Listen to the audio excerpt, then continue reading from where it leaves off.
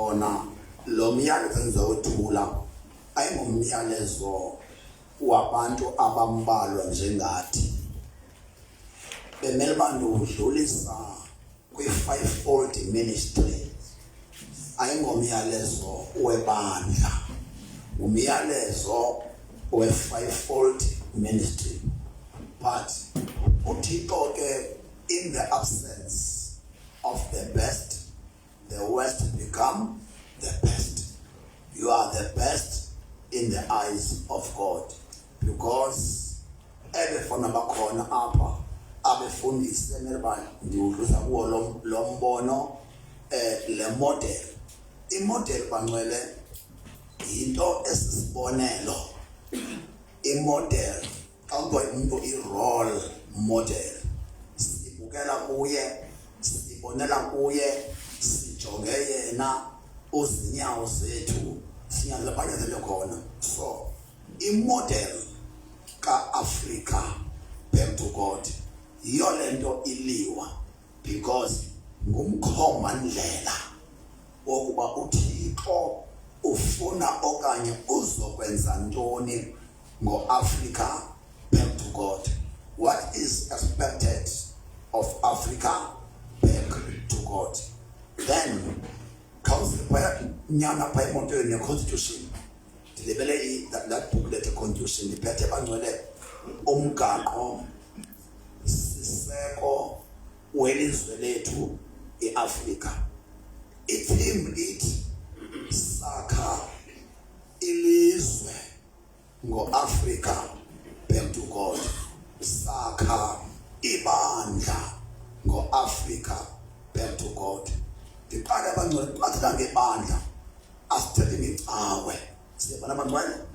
Then ndinomthandazo endingawuthandaza kuni nindime. Bazalwane, asinabo bonke abantu abazawukhawuleza babe body of Christ minded. Umuntu xa sithi u-body of Christ minded, u-kingdom minded. Xa kuthiwa u-body of Christ minded, u-kingdom minded. Right? Yini ndive ndithetha nge-colonization, colonialism. Ndiyafuna ube ngicacise okokuba ubungozi be-colonialism ebuKristwini yintoni. Andizoshumana loo nto, ndidlula nje. Ubungozi bobukoloniyali ebuKristwini benza ntoni? Okokuqala, ubukoloniyali bufika thina bantu sibambene.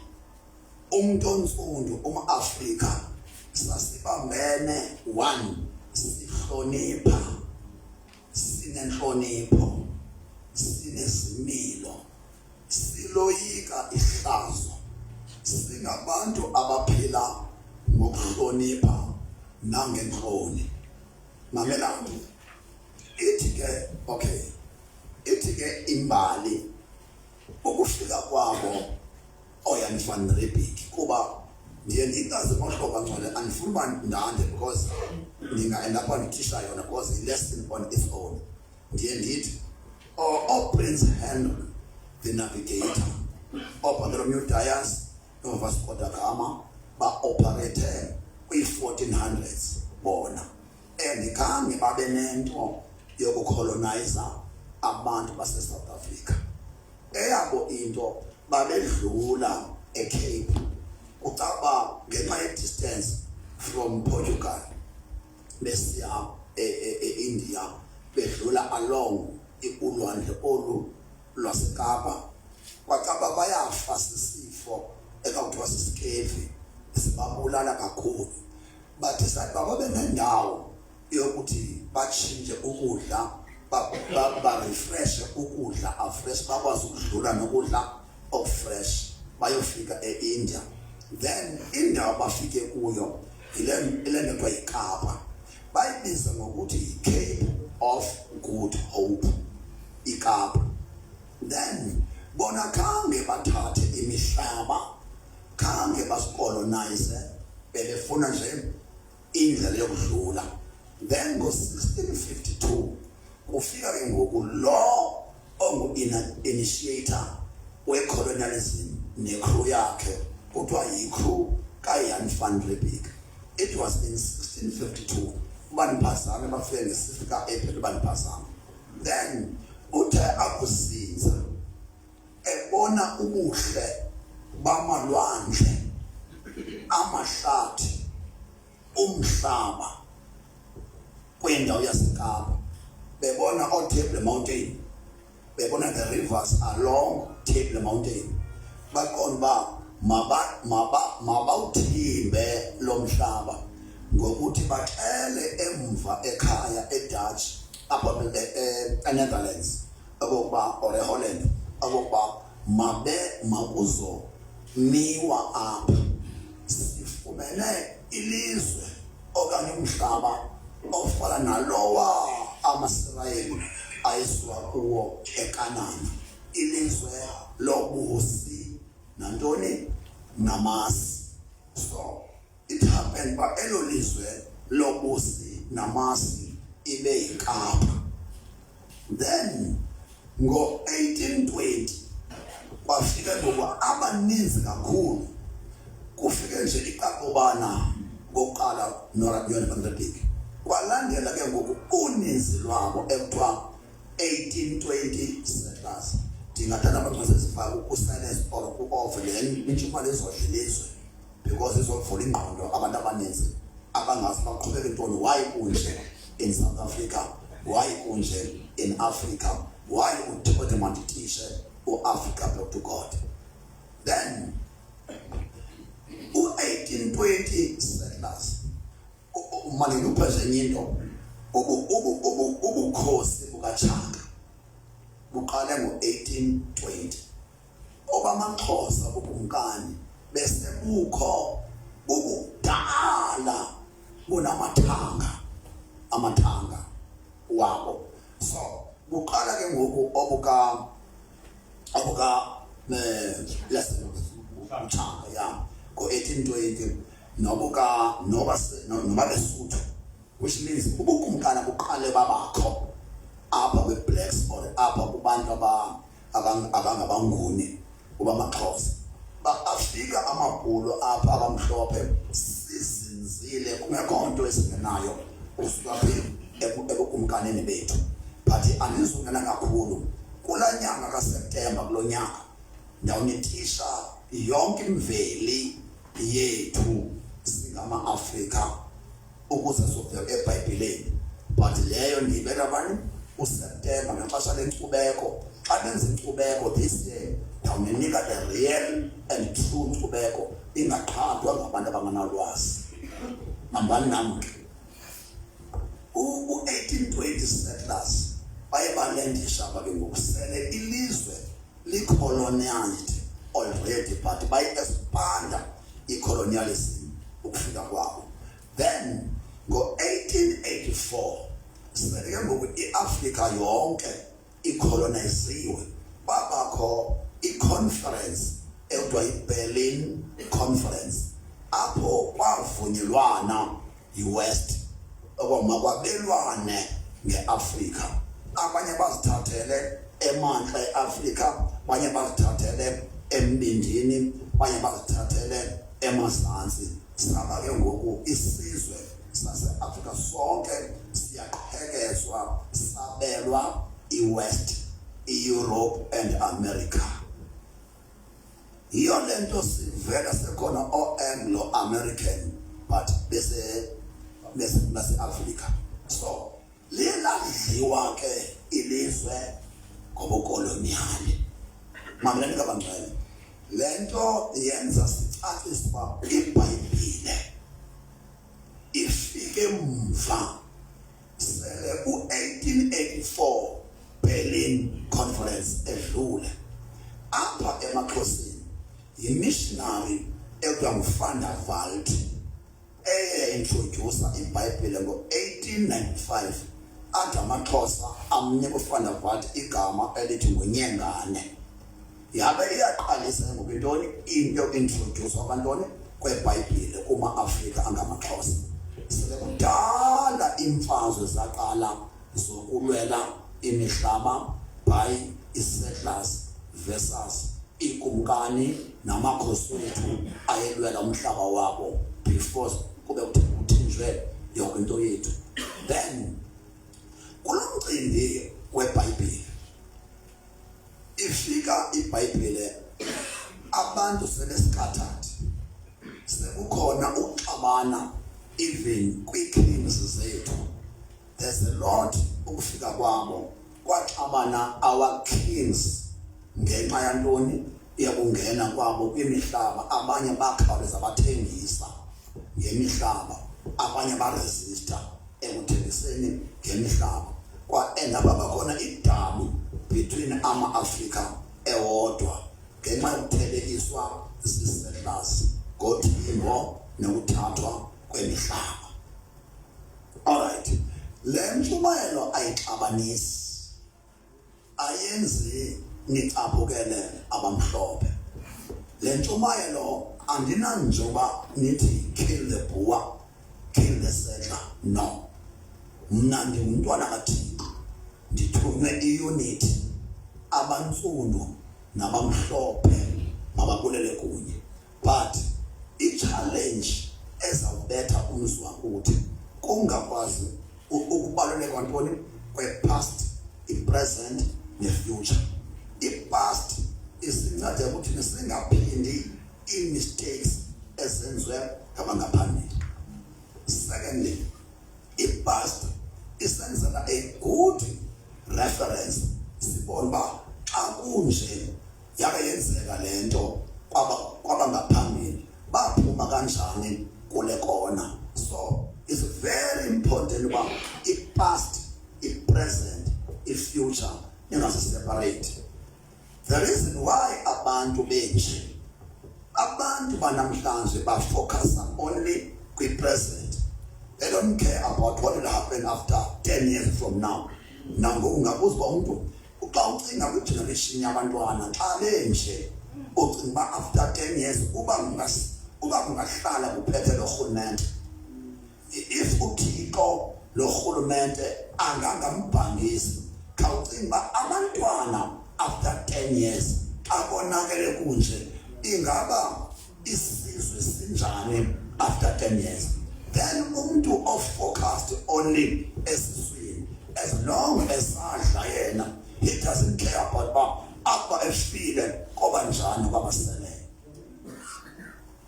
An intellectual ayicingi phela lapha.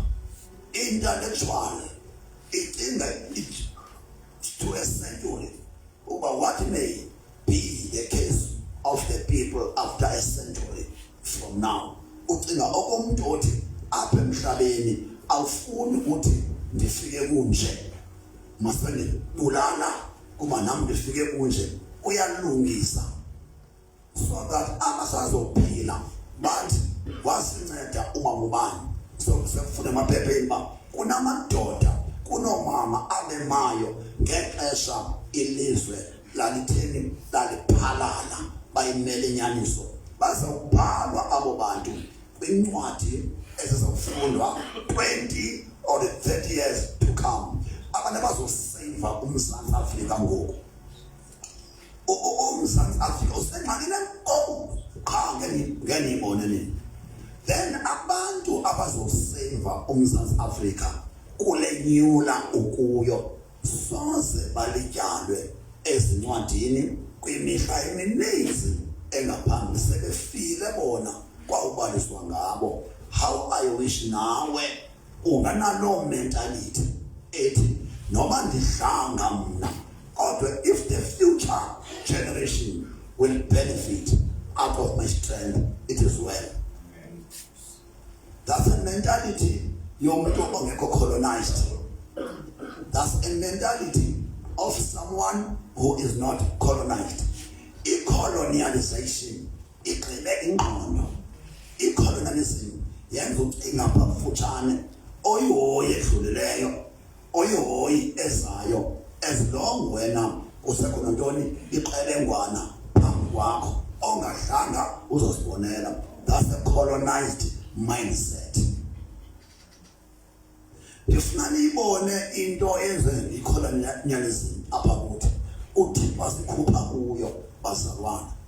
Then iBhayibhile, I won't go that much kuyo introduction yayo, but lumkelani ukuzibethisa ngoThixo.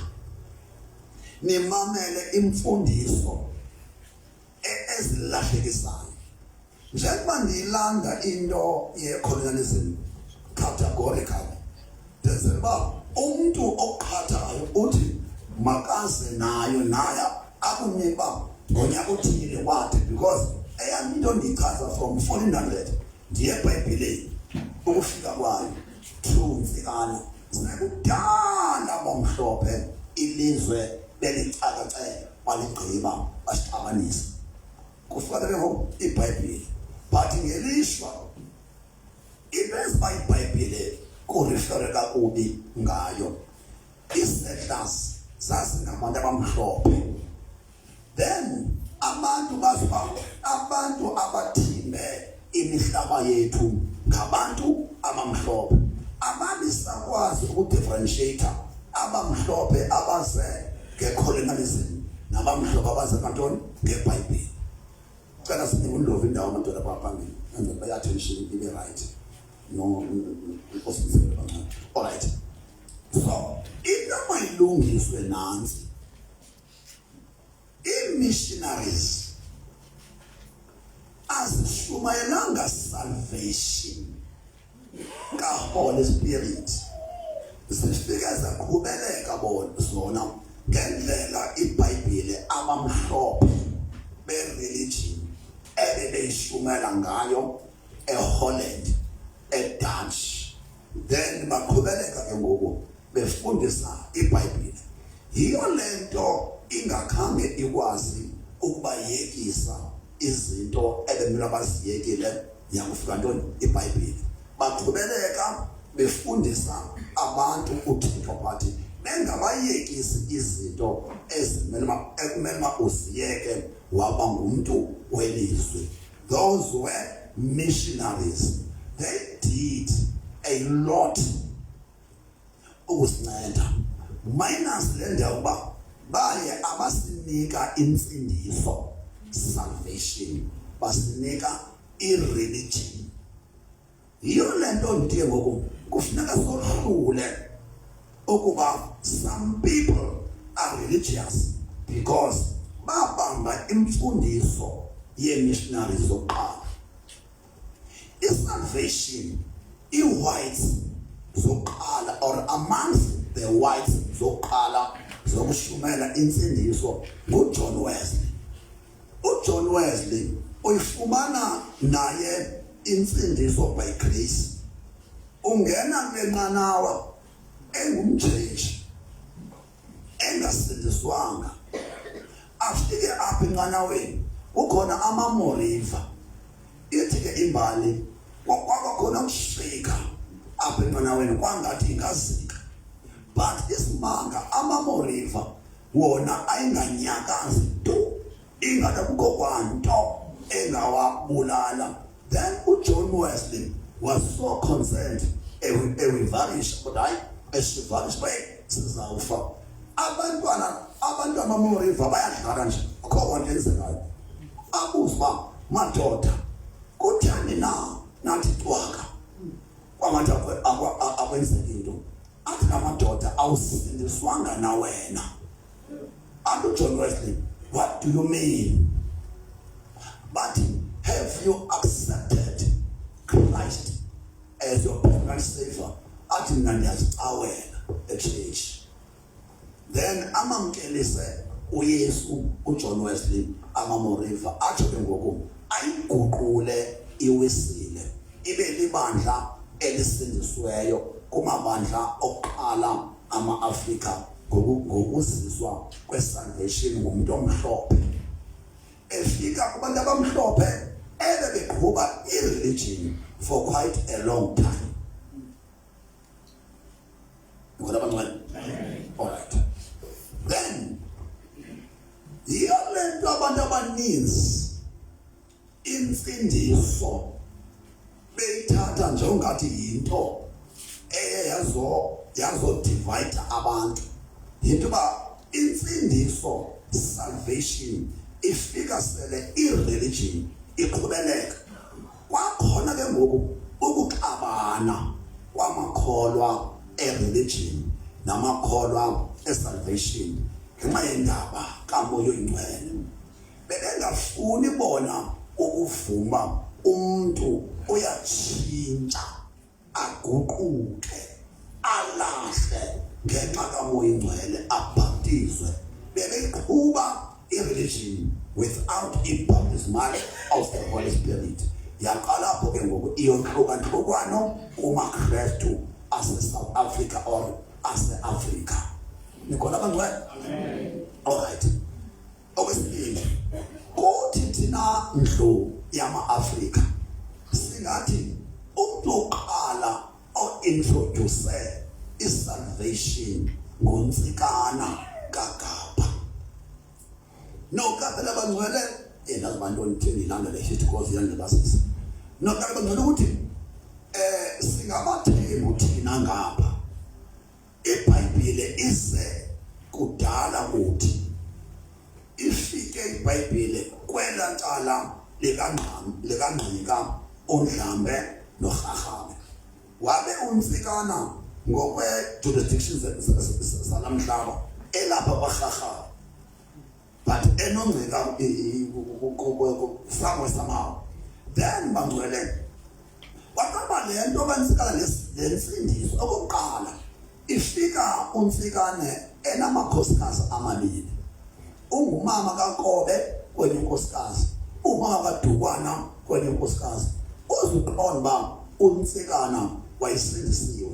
Uthe akuhlelwa ngulomoya yathi lento khulula omnye wabafazi bakho awunaba nabafazi ababili ongumntwana kaThixo.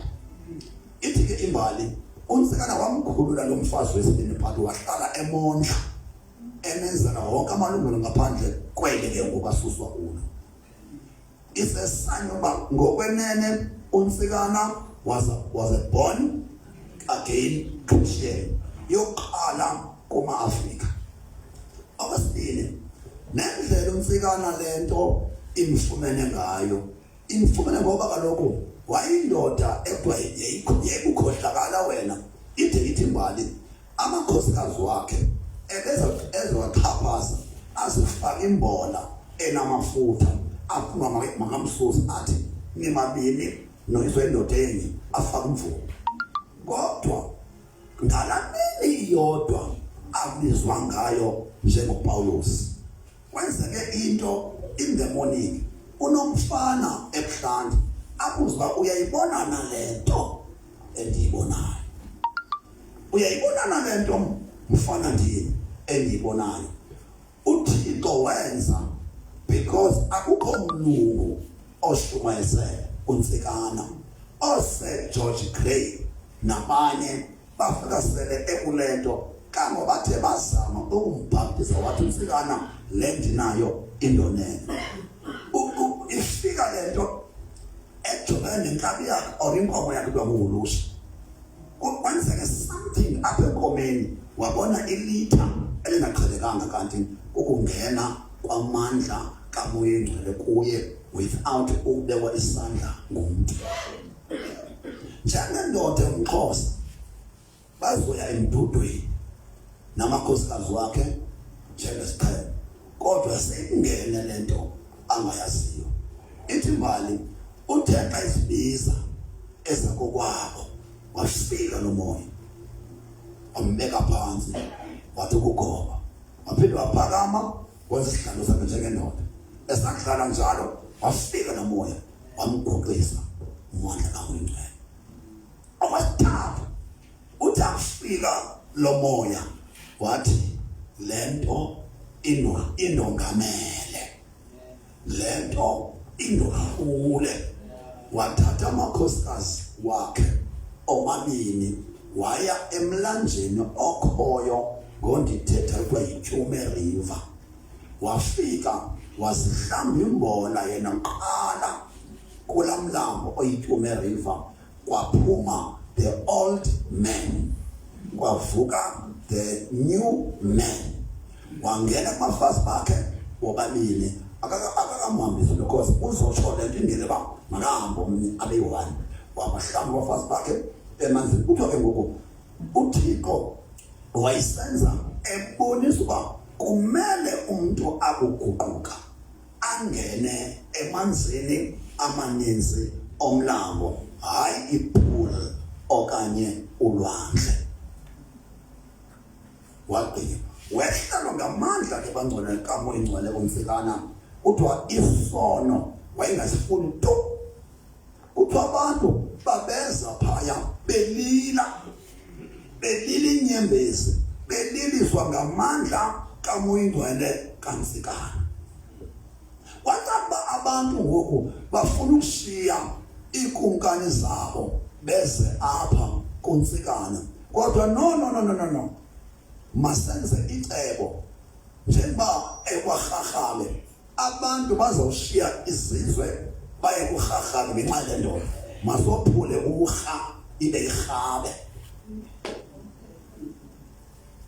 Irhabe ke noba ingayintoni namhlanje kuma-Afrika libandla lokuqala likaNtsikana ukwamkela insindiso, salvation. Kangangoba uNtsikana ushiye icawe ongeke uyive ekuthiwa yiNtsikana Memorial Church eyayisindisiwe. Uthe angabhubha uNtsikana, amaXhosa abuyela kwizithethe zawo, ayilahla insindiso, and they became religious as they were before. Ndiyakuphinga phela lembali yam iyaphi utakuphinga yake yalibaleka to into kaMoya Ingcwele kumaXhosa yangathi zange iyithestwe into kaMoya Ingcwele. Wathi uThixo apho amanzi ebeke amakhona aphinde eme futhi. Yaye ke ngoku inkolo yamaKrestu asindisiweyo iphakama ngokuphakama. Then uThixo wenze into engumnqa. Kuyaliwa apha eXhorha Mqanduli, ubethuna imfazwe yezeme eXhorha Mqanduli. uThixo asuke abe nemfesane ngamabomvana ebulalana, angene kuTata uBhengu athi makaye e-Eastern Cape imfazwe yezeme, abantu bakhe bayabulalana. uTata uBhengu wale eNatal akazi kwabomvana, but kuthiwa bayephi kwabomvana kuba isazi Eastern Cape. Nako esiya eBhayi eba yena uyaphi kwabomvana. Enze uThixo kube khona indoda ephuma kwabomvana ephaya kulaa conference enkulu abasebenayo ngelo xesha. Alright, isuke le ndoda inikwe ngethamsanqa uthandaza yona. Into le ndoda sincede Thixo nathi kwisizwe sakwabomvana esibulalanayo, siyayifuna le mvuselelo, siyaphela Thixo, siyashabalala. Ithi uTata uBhengu wathi ngqo kulaa ndoda, wathi laa ndoda mayibizwe.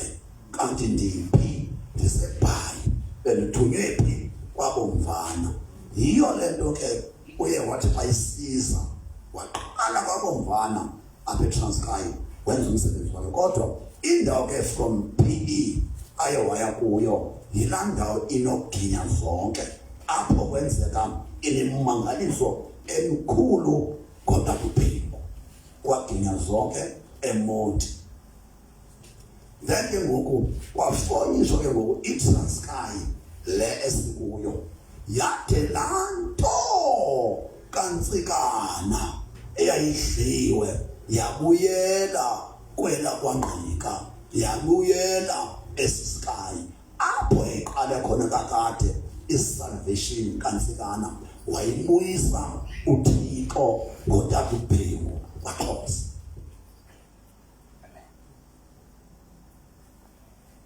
Mangadunyiswe umkhokheli galomsekelo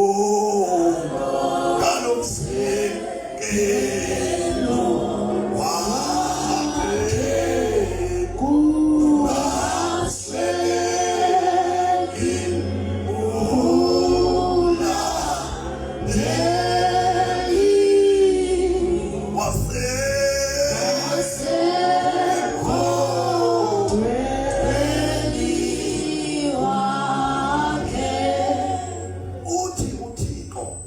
lemvuselelo ye-impartation.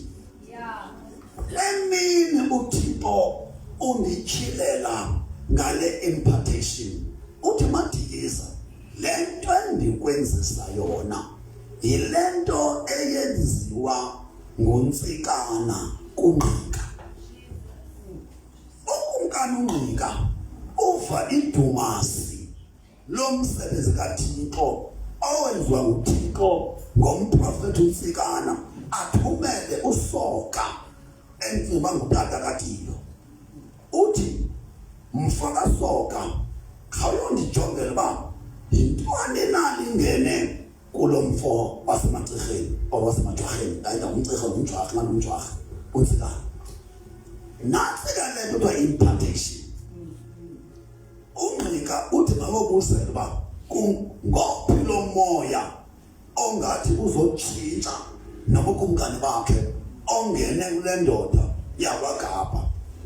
Uthi ke ngoku uNtsikana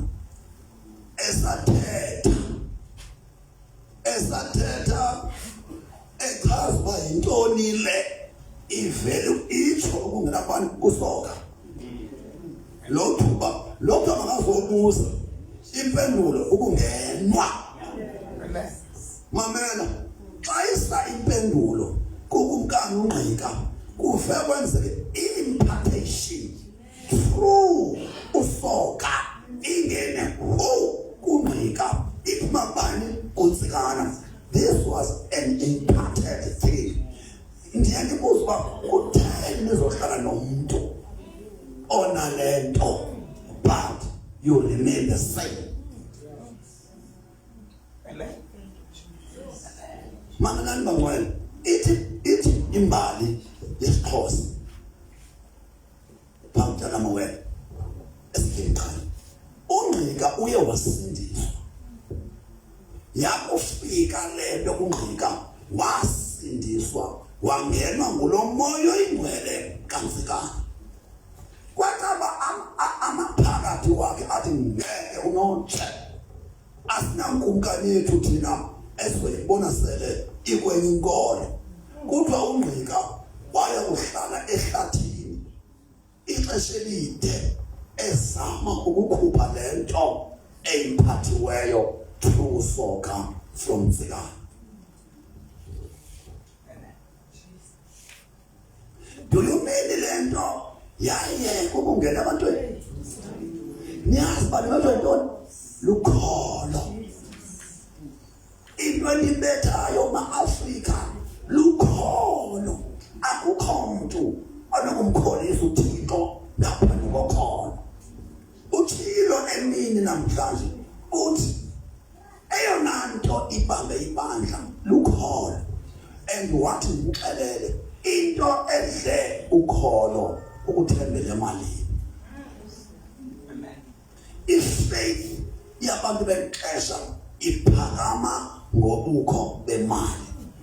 Ukungabikho kwemali ifaith yabantu bexesha iphelile iyantenga is wavering because ifaith yethu i-based materialism okubonakalayo nokuphathwayo, but ifaith ayimele uba inyuke kwangabikho nto. Kumele uba ibe worse because uma xa ikhona xa ingekho.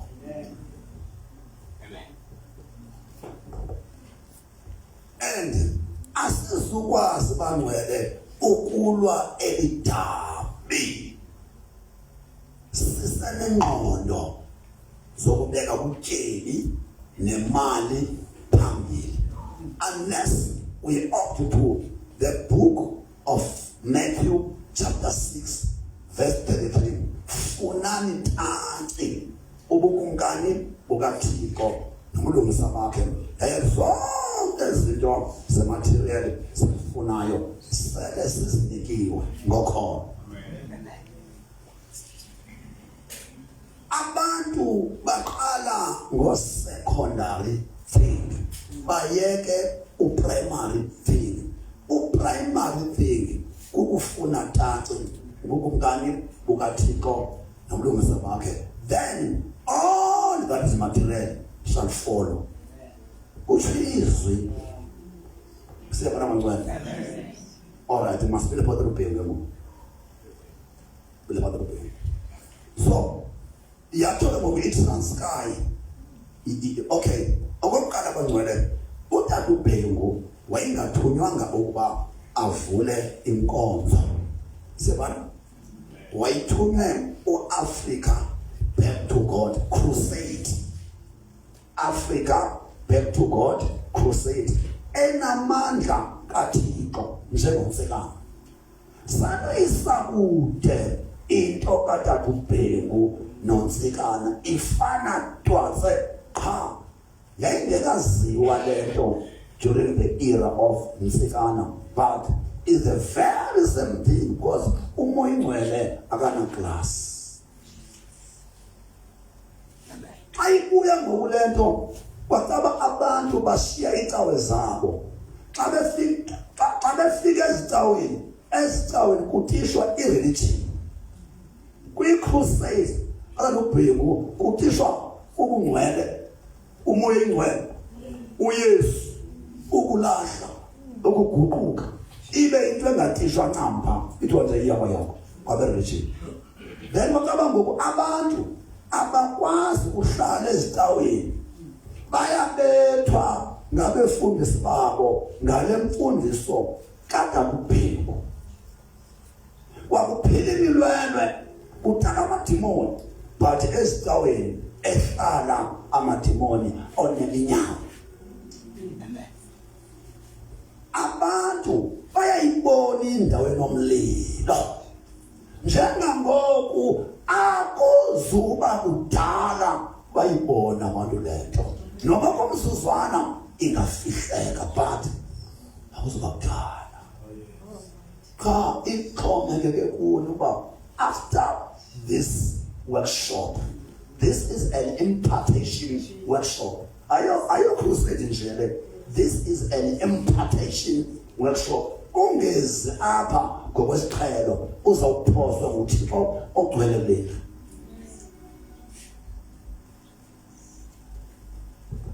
Nikhona bangcwele?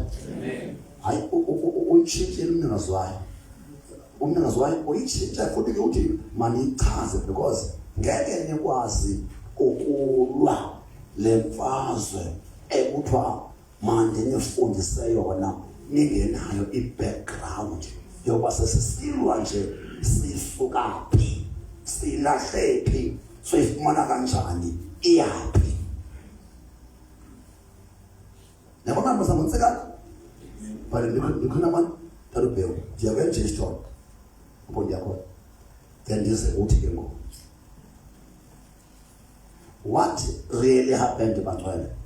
uTata uBhengu uye wasetyenzwe nguThixo ngexesha elirongo le-racialism le-apartheid whereby umuntu omnyama ubene-restrictions engenakuya phaa ephelele ndawo yabe into yakhe ingudla izwe lonke.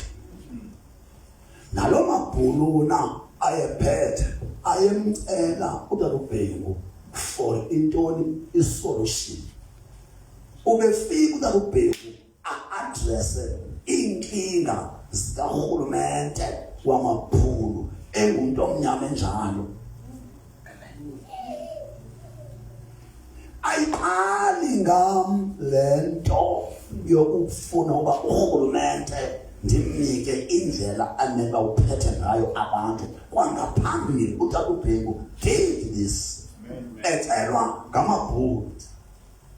uFarvude okwamcela uFarvude Dr. Farvude uTata uBhengu kunenhambi eyayifuna ntoni uThixo kodwa ikhona indoda kwabansundu enothixo singayenza ntoni imboni isincede kule nkinga. A black man, njengoba i-black man was ostracized, kodwa yena was chosen ngabelungu this Bhengu. But umlungu othathe ngumlungu kuba utata uBhengu wayeke wajoyina i-South African Communist Party, zange bamtruste ncam, such that xa efuna uqala inkonzo ke ngoku ezawuqondana naye engumuntu omnyama onale following ingaka, bathi kunotshe ningamniki igama yi-communist le, terrorist le, jomane mabhulu. Esathi kwathiwa akazofumana ntoni registration to register iBell to God Crusade as a church, kodwa makakhangele kumabandla amhlophe akhoyo so that azithini afake phansi kwekhapha ukuze angene phansi kwe-Assemblies of God yabelungu abenesector yabamnyama. Siyabona abantu right? Yena wayingathunywanga cawe, waba nepressure yabantu ababethwa ngabefundisi babo bebathuka ngalento kaBhengu, lento kaNtsikana. Ndifuna namhlanje abantu namaXhosa, lento kaBhengu monani sithi lento kaNtsikana, lento kaBhengu, lento kaNtsikana yayiphuma kubani? Kuthixo.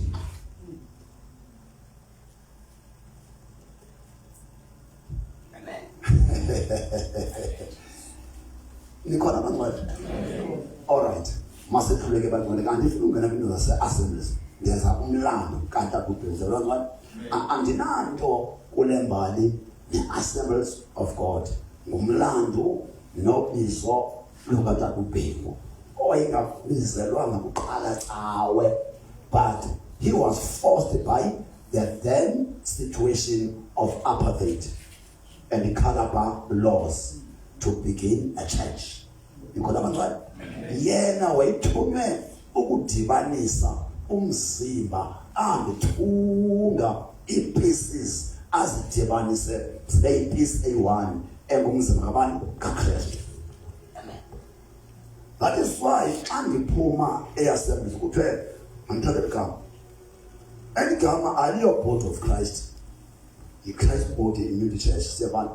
But ibenze uThixo andinike eli gama ubefuna uba ndinoba ndingadliwa ngumbono ongomnye ndibethwe ligama lombono. So i-Christ Body Unity Church ayingomzimba kaKristu, siyabona, is an organ njengecawe engenye zii-organs qha. I-organ uThixo avele wayibeka so that ngevision yayo ndingaze ndivule icawe.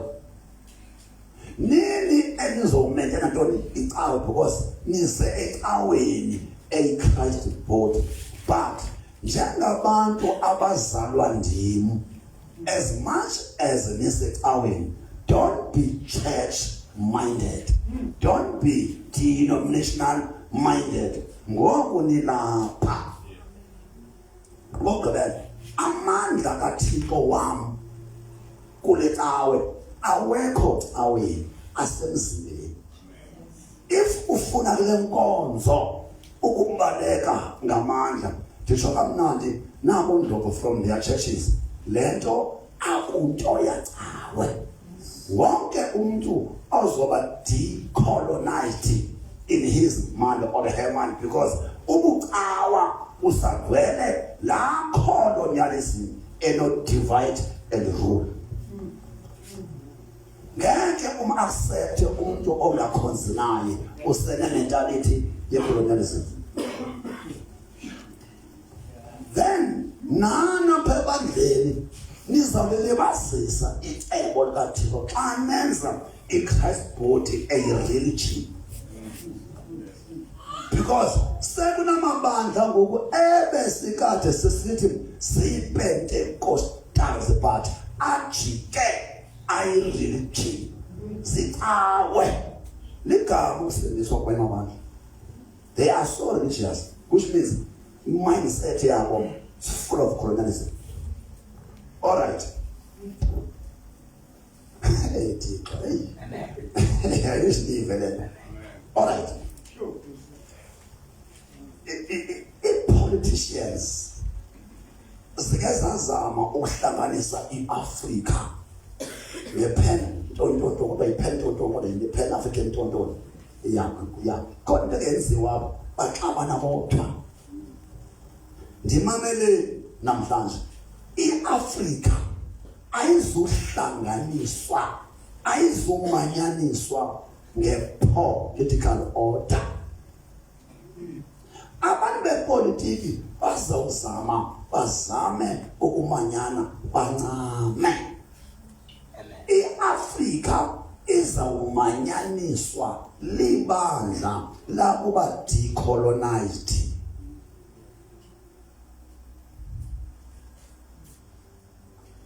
Lo mbono kaThixo kaBhengu uza kuphumelela xa kususwe i-colonialism in the mindset of Christians. Amen. Izokwenzeka kanjani lo nto? Holy Spirit is the decolonizer. Amen. There is only one spirit that will decolonize African churches. Is the decolonizing spirit, which is the Holy Spirit engafunwa ngabantu aba-religious. Amen. Nani senijikele na religious, hence umoya ingcwele uyemka. Impilo enyulu, impilo engcwele ibalekile kwi-Pentecostal churches ezininzi ne-charismatic churches ezininzi. Sele umoya ingcwele elivuma njengoba xa kukafe ibe kuyakhona lento Holy Spirit perfume icho ngamandla basanofako iye sekunjalo.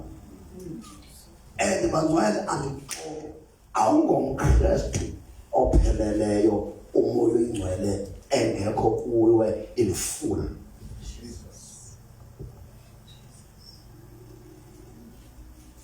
Ikona ubuKristu ayibobuKristu ngoYesu qha. ubuKristu ngeTrinity.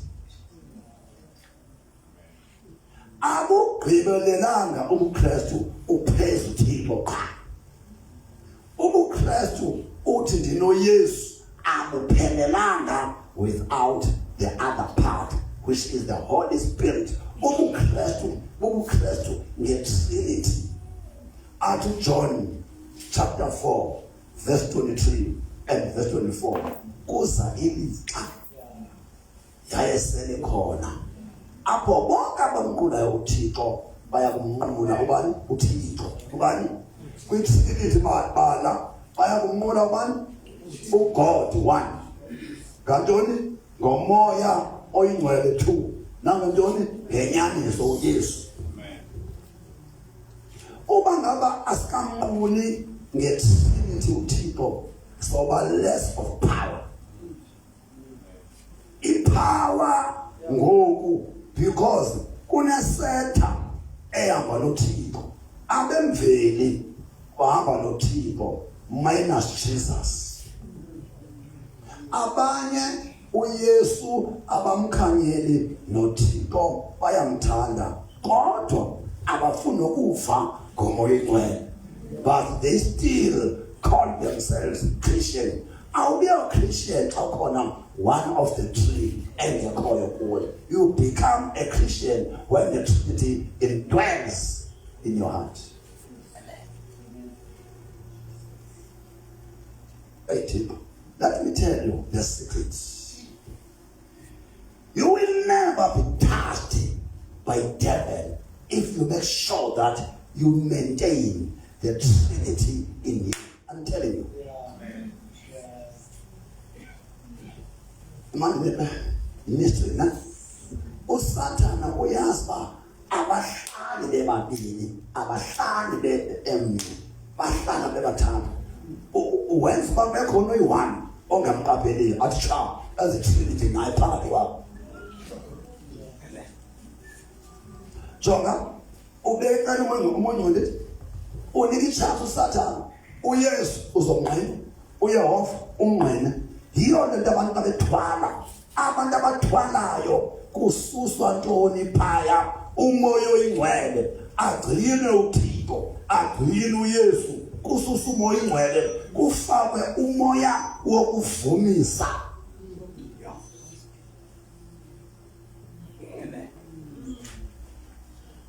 Amen.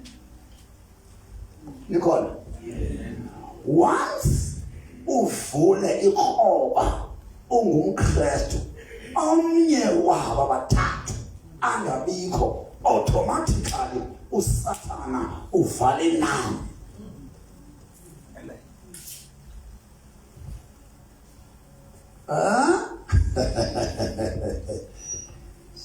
Nikhona bangcwele niyazi balento yapi inhlambuluko makade qala ezenza itrinity umgaphe. You get me? Bangcwele jolani lento kunzima lento ingathi silisele le inyama because kunzima ukuba ithethe but kumele sisindiswe ikhona asizufa ukuze sisindiswe sawusindiswa ikhona inenkanuko inento yonke ekhanuka hiyo intoni inyama sawusindiswa inkanuko ikhona and sona ngokucinga sona ngokuthetha sona ngokwenza. Ngimthande uThixo kwincwadi yeNtshumayeli chapter 7 verse 20 athi akukho umuntu olunge kwaphela angoni. Ngilithanda ilizwi kwi2 Chronicles chapter 6 verse 36 in brackets kuba akukho umuntu ungoniyo.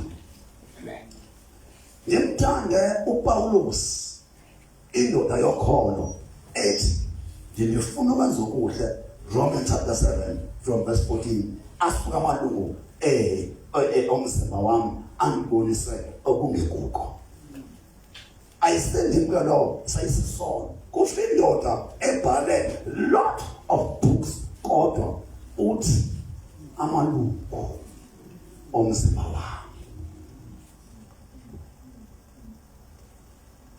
Ndithanda indoda uDavid kuPsalm 51 atshoba ndizalelwe nguma ndikhawulelwe esonweni number 4.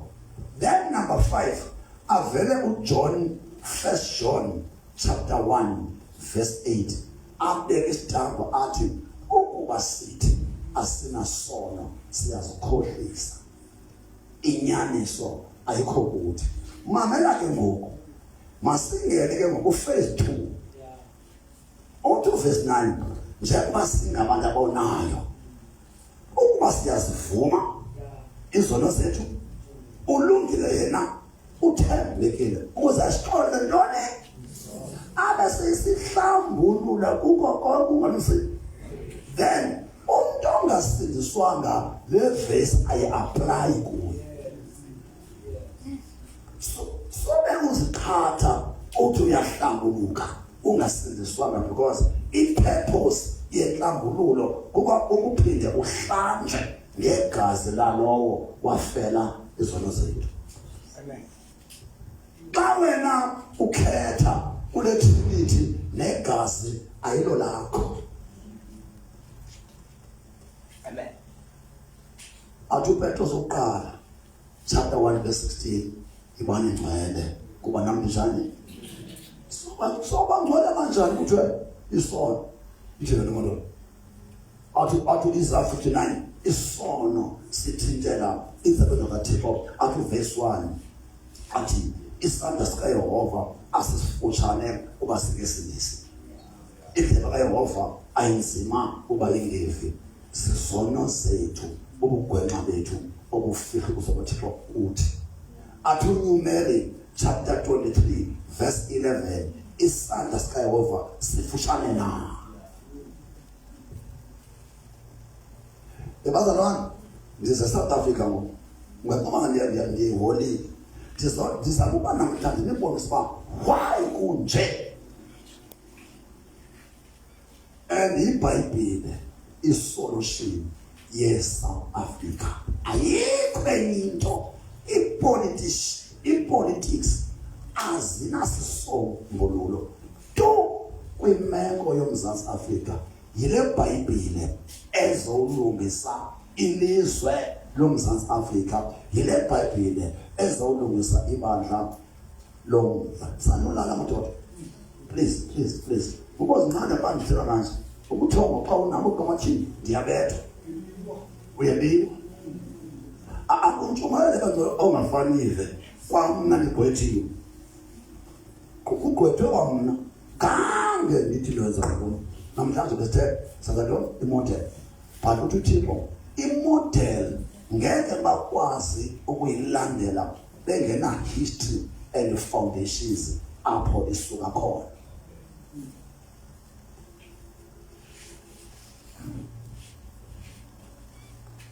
Selabemngoleni at 1 John chapter 3 verse 3 bonke abanalo elithemba bazenza nyulu.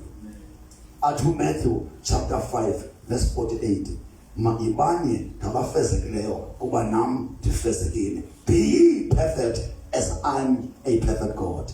Ndiza namhlanje kwingxaki endibona uba ibandla lithatha kancinci inkonzo yenhlambuluko, inkonzo yenguquko, inkonzo ye-repentance and confession of sins.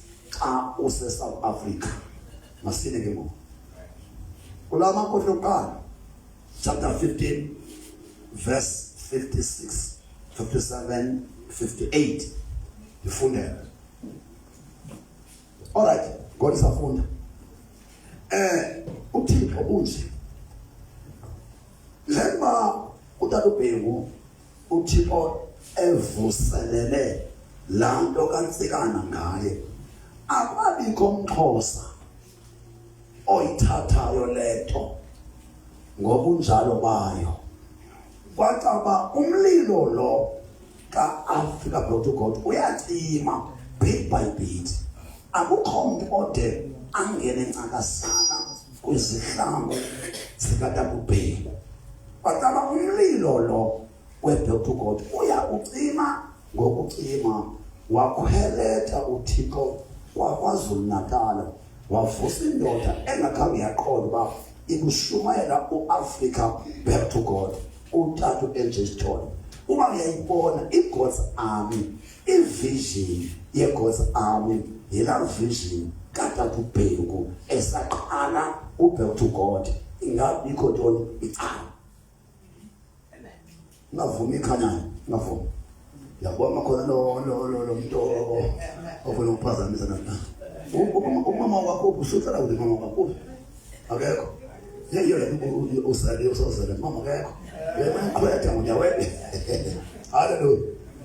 All right.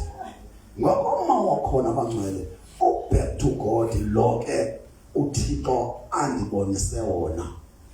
Uzoqhubeka kanje. Siyabona? Andimcomparison nomnye welinye ibandla. Ngenzwa ngokomzimba. U-Africa Back to God une-miracles, signs, wonders, healing, deliverance.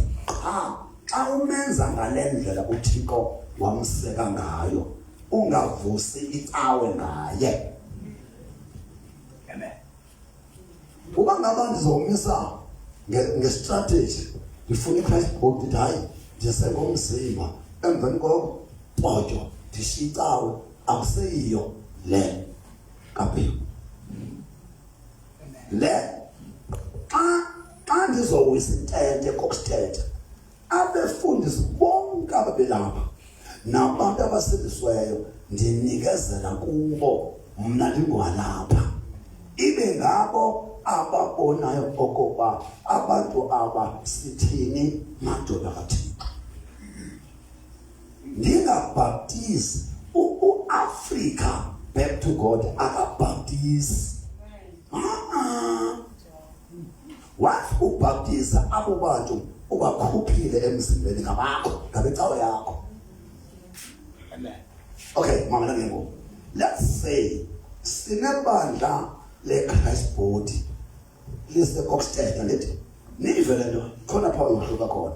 Sinebandla eli Christ body in Church P eCoxted.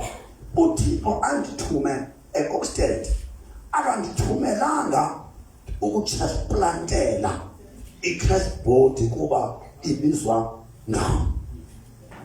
Ndizofika pha as if iChrist body ayikho, ndishumayele ndidibanise umzimba kwenze ba abantu abathathu kule 100 irhalele ukujoyina ntoni iChrist body. Ngabo kuphela abazobhaptizelwa eChrist body, the rest bobhaptizwa ko-faith mission, ko-Assemblies of God, ko-Full Gospel, la ministry as long as the ministry ezisindisiweyo. Amen. Emveni koko thathe intente yam kuthiwe ndiyafuneka big eKing Williamstown.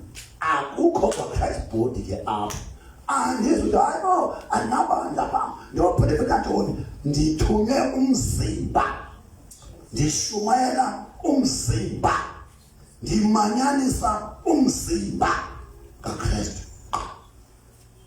So abengamazi ke uAfrika back to God unjalo ngokwebandla. Then masimthathe kuba ndithe sokha ilizwe ngoAfrika back to God, sakha ibandla ngoAfrika back to God. Ake siyeke ibandla leli kancinci liserhulumenteni. Uzawusebenza kanjani uAfrika back to God urhulumente? Khawuphinde uye pha ku-Isaiah chapter 2 lo izolo qale pha ku-verse 3. Thixo. Hey. Verse number 3. Yes. Kuya kuhamba izizwe ezininzi zithi yizani sinyuke siye entabeni kaYehova, endlwini kaThixo kaYakobi, asiyalele indlela zakhe, sihambe ngomendo wakhe. Uxolophile uthi uThixo lento kaTata NJ ndishiye esithubeni. Abantu bajomani ngangendlela uTata NJ ajikeleze iSouth Africa ngayo, yindoda engenebandla elikhulu kakhulu. Bemele bayemthatha wathi potyo ibranch ayizange lekho kokaba zange lekho. Why? Ubeshumayela umzimba nothi cawe yakhe. Bekufana bekhona indawo athi Thixo tyala yakho abenabantu bambani, and let's consent nge-membership yecawe uNJ, and consent nge-membership yomzimba kaKristu, ibandla elizawuphilwa elimanyayo nothi cawe. Funa ke mama. Verse number 3. Kuya kuhamba izizwe ezininzi zithi yizani sinyuke siye entabeni kaYehova. Join mangwena xa sele uAfrika back to God esebenza nyani wawutsale ngabantu kude kuthiwe ivukile laa nto kaPhiko. Ake siyoyibona uba yiyo na. Bathi bengena iziqhwaga lahama kashika. Amen. Le nto ixhomekeke kuni because iqalile ke dana. I'm doing my impartation as I'm preaching konendlebe. Amen.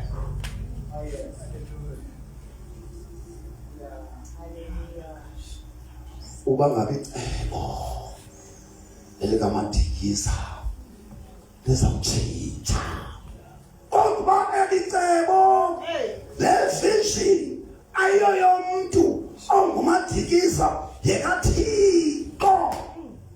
Ungayilwi wenzakala ukhabe mveko nje. Akunti yakuliwa lediqhalileyo yokujoyinwa. Lento endiqhaliswe nguThixo akunto yokuliwa yokuncediswa yokujoyina kuba uThixo uthi ndawuhlanganisa umzimba ngayo. Amen. Inamandla kaMoya Ingcwele kaNtsikana. Inamandla kaMoya Ingcwele kaNtsikana. Sanomshiya uNtsikana kulento. Ndambulelwa okokuba uNtsikana ubizwe njengotata uBhengu, babizwe njengoPawulos, babizwe njengoMoses, ngamadoda omlilo, ngamadoda elight. Amen. Awuthola ndim aniyibona ndiyibonayo. Wenza mwele amakholwa tshonyana. Uyingcwele wenza ngcwele wenza ngcwele khona wena uyingcwele. Ubani ngabantu uchaba uSathana wayesithi emthatha ndigcineleni ndigadeleni inxila iyodwa uGcobani phethe uMadikiza nimgade athanda iziyolo angaze asindiswe kuba lo Gcobani phethe uMadikiza mhla wasindiswayo ubukumkani bam oza kuchabalalisa. I am doing that. And exposing the mysteries. Amen.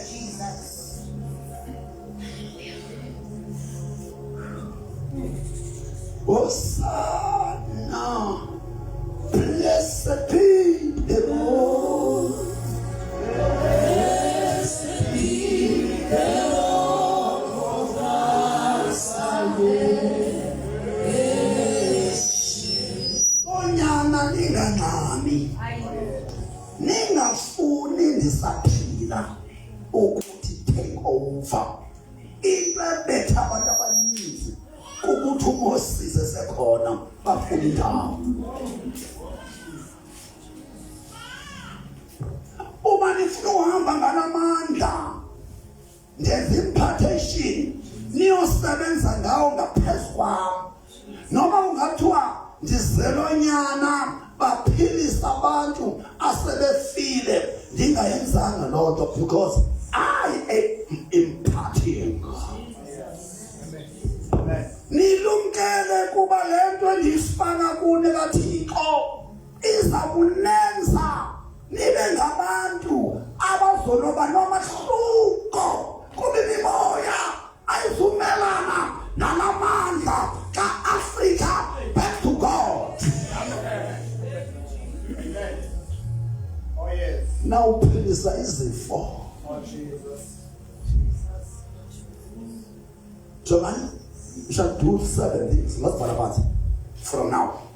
Oh, Africa, back to God. Upate a package. Yes, verse 7.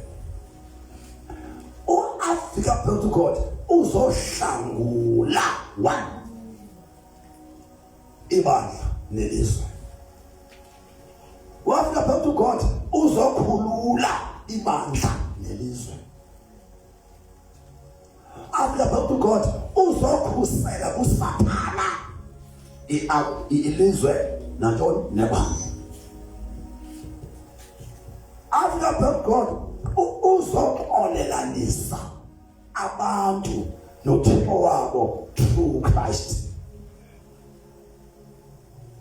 Akazuqala zono yena but uphethe uChrist ongumxolanisa phakathi kwabantu noThixo. Number 4. Number 5, u-Africa Back to God uphethe uMatthew chapter 28, go ye therefore. Uphethe uMark chapter 16 verse 15, go ye therefore. Uphethe u1 Timothy chapter 2 verse 4, ongayena bonke abantu bangasindiswa bafikelele ekuyazini inyaniso. Bayekena bawile siyobalanda, bayekena basezirhokweni ngabethu, bayekena bathengisa imizimba sasifile, bayekena batya ithufu sasifile, izigebenga zizawuzi izibhamu ndizothenga itrakhi, xa ndiye-Gauteng ndiyawuthenga itrakhi ndibe nezibhamu zotsotsi abazunyamezela kwakufika amandla ka-Africa Back to God, otsotsi namagqinza. Because crime is a spirit. Crime is a spirit. If you want to stop crime, wayeka amapolisa, idlala ngamapolisa. Crime is a spirit. Sidinga babamoya. Ifike mthatha pone ndisuke ngweleni unantoni protection fee dathi only Lord ndema kwatotal dathi unoche umthatha will never be the same again. If protection fee, because crime is a spirit. Look at chapter 10 verse 19. Sinewigunya phekonyoka nonobadudwana sinikwamandla phezu kwecrime. Urhulumente makasibise amapolisa azophumla. We are ready to destroy i-tax, amagqinza, i-gangsters, asisenzi se-spirit se-crime, i-spirit se-bloodshed, i-spirit se-murder. Asifuni mapolisa, sifuna Africa Back to God in a Bible way. Africa Back to God in a Bible way.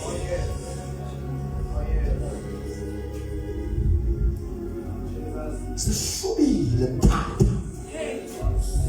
sishubile mthatha. What to enjoy Tony? Eastern Cape is the launching pad. Sasiyalonja, sasiyalonja. Africa Back to God on the 23rd of May. Besilonja, what to prophet?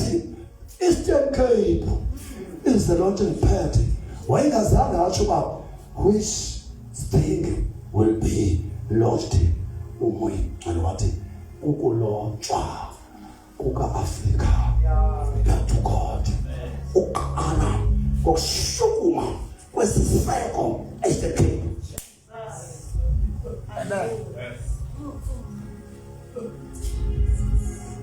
Bake bahamba na ababili bengazange bengafani whatever. Ingxaki nihambe nendoda nomfikana zangahoywe ngabakubo lamkilizwe namangabangaba, kodwa apha amanzi ebeka makhona aphindene futhi. Hey, amangathi odelekile twezingena amagama twazahuluzayo singahoya kwathi phethe imfihlelo zelizwe, phethe imfihlelo zebandla. Asicela igqithana but are so simple. We eat simple food, we take simple people, we do simple things, we wear simple clothes. We're not so special, but in Him.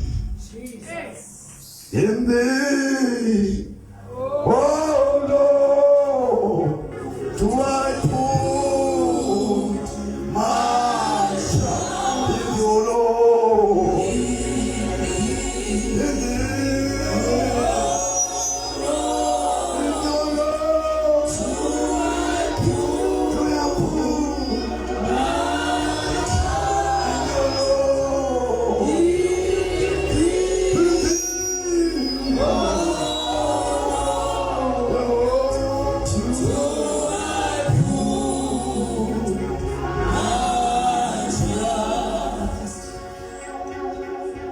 eziphansi ezingenasikolo ababomfu amaqaba azowaba noThixo kuba imfundo uThixo imphakamele. Ngizela abantwana ndabondla ngemfundo basuka bona bahleka yekaThixo imfundo ondle ngayo uhlanga olunsundu kodwa the same education ibenze bahleka. That's why ezothetha on non-entities tozibonaka and uThixo undikhilela akazukwenza uzazi ba ugcokiwe because iyaphaphisa inyuzazi.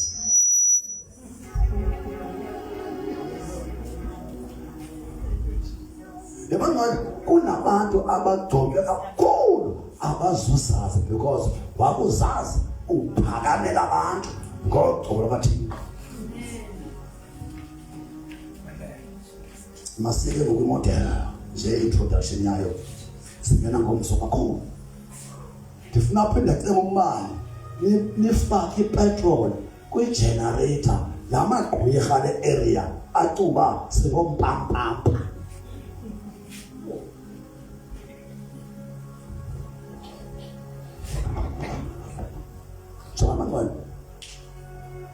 Do you know why you couldn't face it by believing a powerful? You know why? Can I tell you the most powerful verse in the Bible? Just because in the Old Testament and the New Testament, the book of Deuteronomy, chapter 29, verse 29. If you faith, it okufihlwe ukuthi kokathi okuchiliwe ukuthi kokwethu kunye nonina bethu.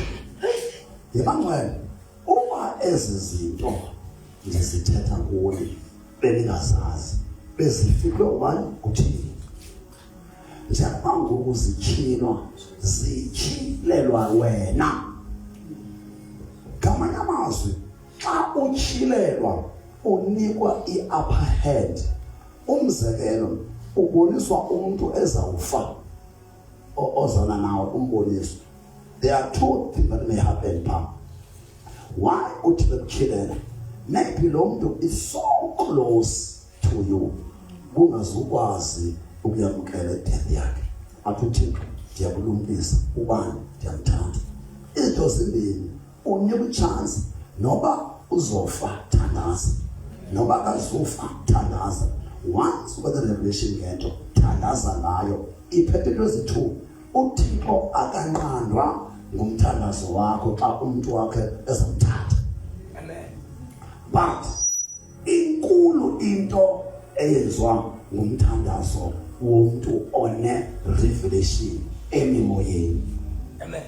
Then umthandazo wakho angayithintele into echiliweyo ingenzeki okanye ingenzeki kwi-extent ezozala ngayo ikulimazi because ekili Thixo. Jokani uSathana usebenzisa isystem yabanqolobi guerrillas or terrorists. Let me tell you, ubukumkani obumnyama usebenzisa isystem yabanqolobi guerrillas or terrorists. Okay, usebenza kanjani umnqolobi?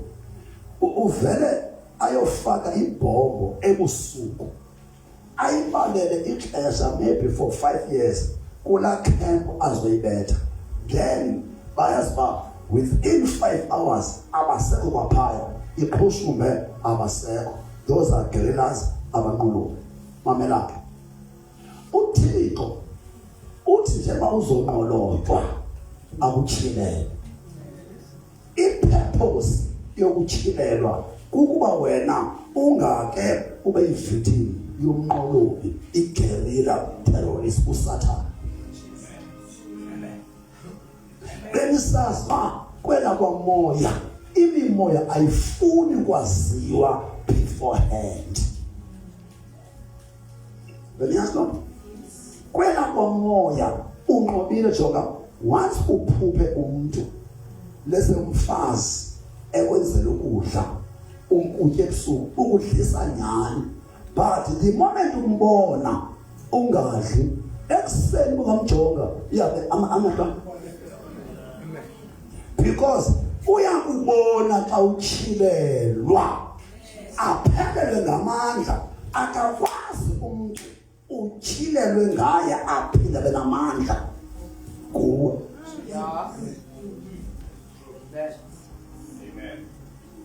Yiyo lento uSathana eniketha kwisichilelo. Isichilelo usifumana kanjani? Silula bangcwele isichilelo.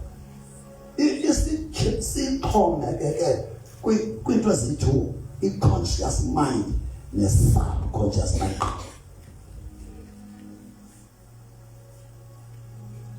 Emini thina bantu sisebenza i-conscious mind. Yonke into oyibonayo ifana amehlo wakho ayikhamera asa into oyibonayo engqondweni. Amehlo wethu njengekhamera sishuta wonke uvobe lo. Apha emini into ozibonayo uvobe ushuta wonke lo vobe ngamehlo uwase kule ndlu yakho ogcina kuyo vobe. Xa ulalayo subconscious mind isebenze icikida abavobe bakhuphe ntoni into emdaka inenzela ubona into zakho right umoya usebenza kuyo ngathini. Xa ufuna isichilelo yenza kanje bangumntwana kaThixo usindiswe banomoya ingcwele, then uhlale ingqondo le uyidlisa ilizwi so that i-conscious mind yakho uyolala i-empty, so that i-subconscious mind xa kudepositwa emaphupheni ibe i-ready to take into zikamoya kuse wazi yonke into. Khathala amagwirha angangalali ubusuku bonke kuthethwa ngawe ekuseni xa uvukayo uyawabonisa because i-subconscious mind yakho ayigcwalanga vobe igcwele izwi nomthandazo. Make sure xa uzolala yonke lanto ikhamera engamehlo uvobe ewufake kuwe awulali unakavobe. To receive amaphupha right khupha uvobe wasemini ulale i-conscious mind yakho because xa ukhupha uvobe uzawulala ise-conscious mind yakho bisho ukhupha awakungcola kwasemini kwangale conscious mind preparing for your subconscious. Xa ulele ingasabona uvobe ibone le nto ogqibelela xa uzolala.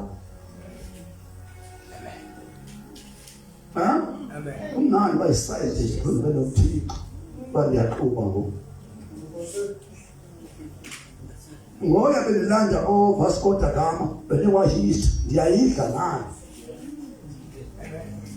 ngoku ndiyawumela uRamaphosa ipolitiki ngoku president wami ndimthandayo chaza izinto zokwenzeka ngayo ngelishwa nina nizibambe politics. Utata uRuth Meyer wetoni National Party notata Ramaphosa kwi-negotiation Kodesa 1 Kodesa 2 there is a specialist wobabili ubani tata Ramaphosa nabani no Ruth Meyer. Where is Ruth Meyer now? At large. Jongan into ebiqalwe ngabo izawugqitywa ngabo. It is not a mistake ukuba xa uThixo ezawuguqula urhulumente kuphathe lowa wayi-initiate lento kuGodesa 1 Godesa 2 negotiations. It would be unfair about ilizwe le collapse kuJacob. He was not there negotiations mzalwane yona sikulo. President wethu North Mayor. Chief organizers mzalwane yona sikulo. You must know politics. Not for food. Not for stomach. There are politics for stomach. Nangoku bonke abadlisa isisu zakho odlelo ngithana kubo ngo president. Thelinyaniso. Fundani early 1991 we had Godesa 1. Who were the specialists? Ku president, not of mayor, nabanye ngesigqibeni. The chief negotiators. Xa iphela lento ifela kubo kaloku abaseki bayo. Nesekhona.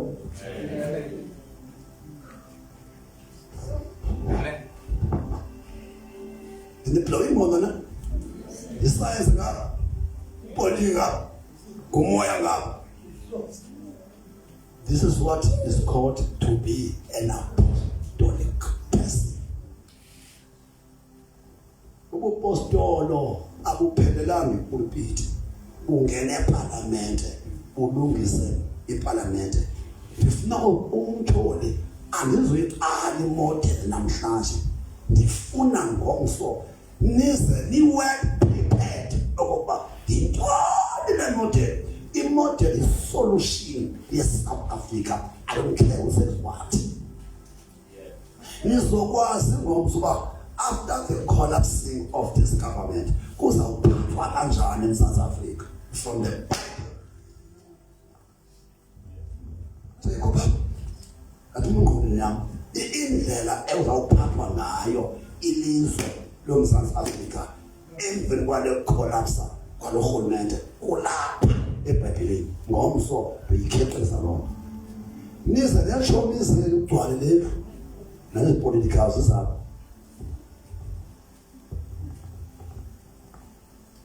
Noma sangena kuyo bangcwele ngophathi masivale ngale sovala ngale. Yesterday I said unto you, funda phi kwakhona pha kwiZayo chapter 2 verse number 3. Yes. Kuya kuhamba izizwe ezininzi sithi yizani sinyuke siye entabeni kaYehova. Pasele back to God Africa in a Bible esebenza abantu bazawulahla izinto becinga bazizo ingesizo bafuna inyaniso. Ininzi inkunkuma ekuthiwa uthixo ingethixo. And most people have accepted those apostasies and deceits, teachings. Funda ke nyana bakhona.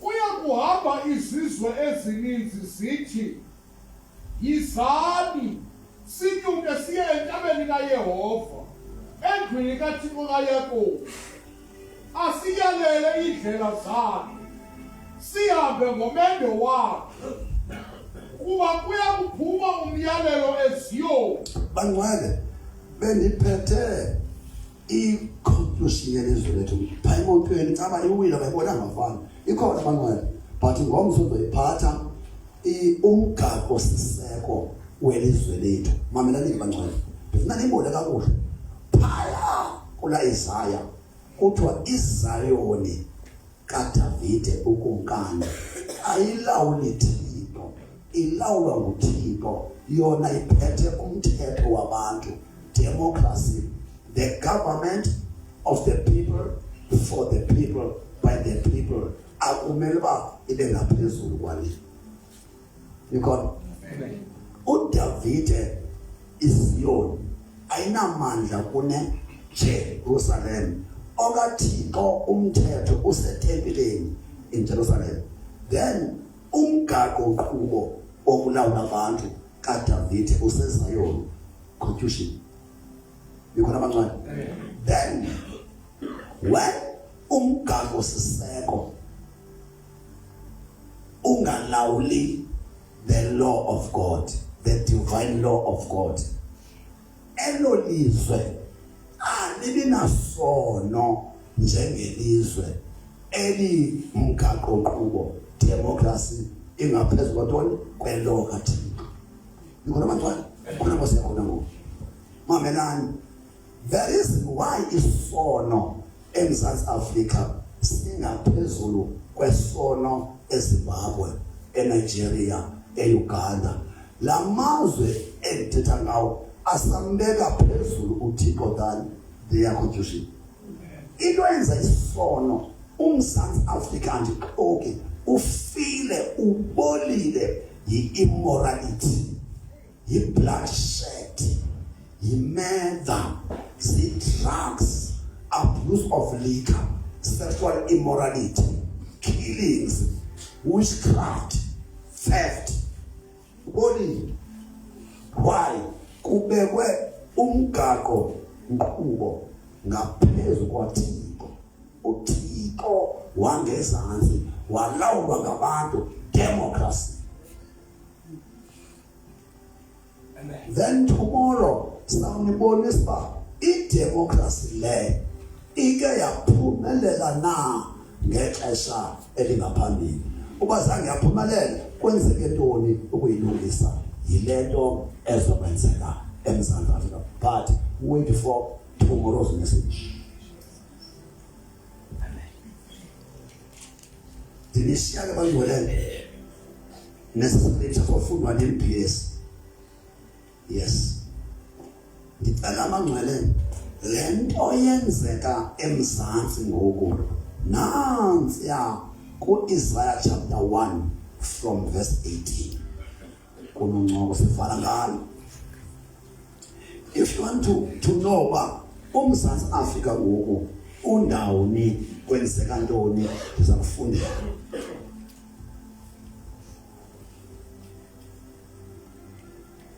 Ithi uThixo ukhalemela abantu bakhe. Enkosi yami bendibazofika kulaa place wona yesibetho apha eMzantsi Afrika.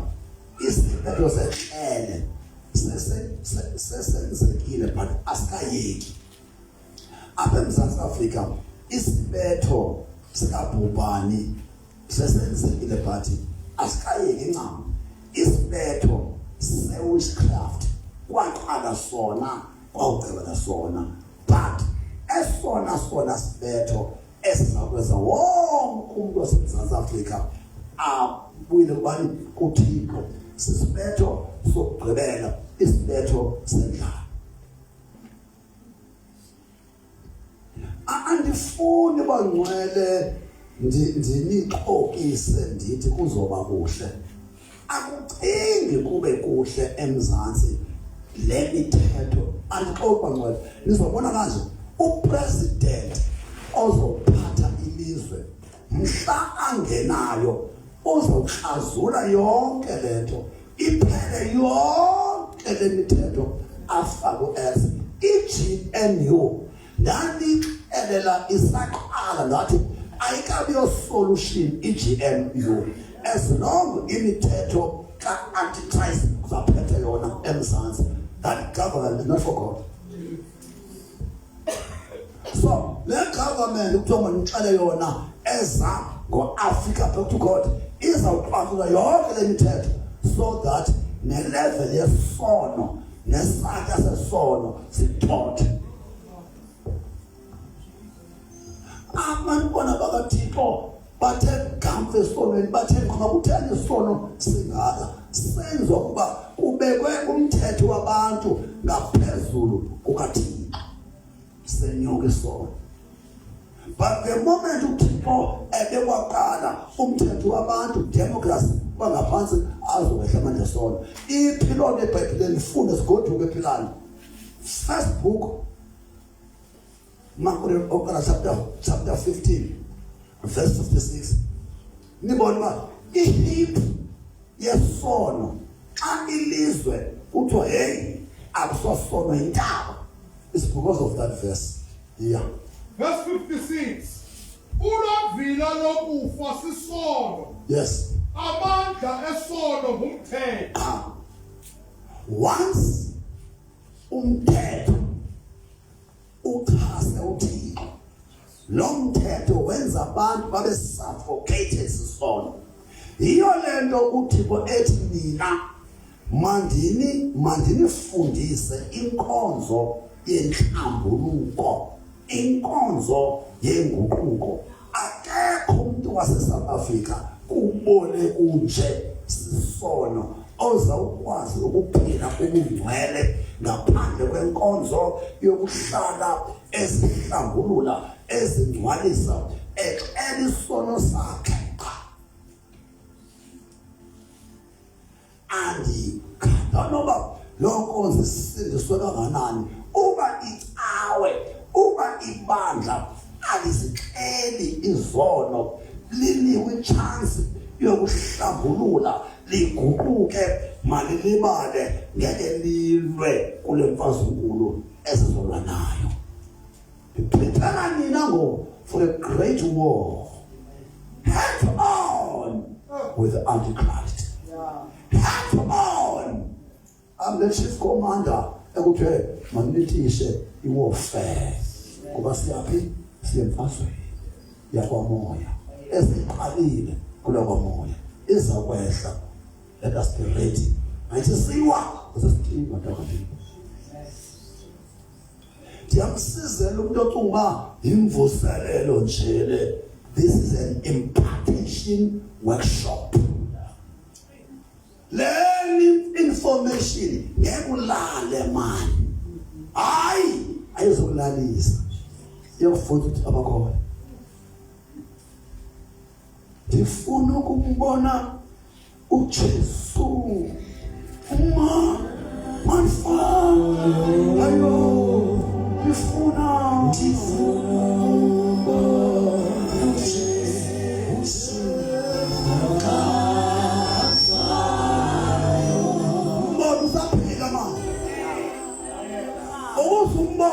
ufila umbona before you die. Ndifuna ukubona uJesu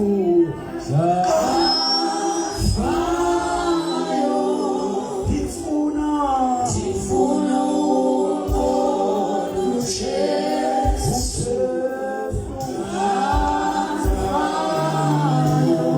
uzumfuna sawufile zogweke funa uJesu esafumaneka alikho ixesha lokumfumana uJesu ngaphandle kweli sishumayela kulo. Ndiqale bantwana my ministry every day ekseni sishumela esibhedlela eGateway ngiphume ndiye eziclinics kwamasipala eCivic Center engangelizwe ndizoyembekweni ngoku nabesesidwadweni because abantu basashumayeli bonela abantu emabandleni wabo ufuna kuphela abazalomceli izaga ndinodwa esixekwe mina chithatha samakliniki shala zabantu abatsha abafuna impulpiti yami ngona ivimba nazi ubhakabhaka pulpiti ongakhanga wabeka nantente emthatha uye ebhankini yithu akomshumayeli kwaHome Affairs yithu komshumayeli kule ndawo yofuna affidavit iphanga phandle emapoliseni yithu akomshumayeli yeklinik yithu akomshumayeli yazibhankini yithu bayepha abashumayeli abatsha konakele kunje. Ufanele ngeke ushumayele usathola. Lo usathi uyama hayibo nawe nekuvuka ku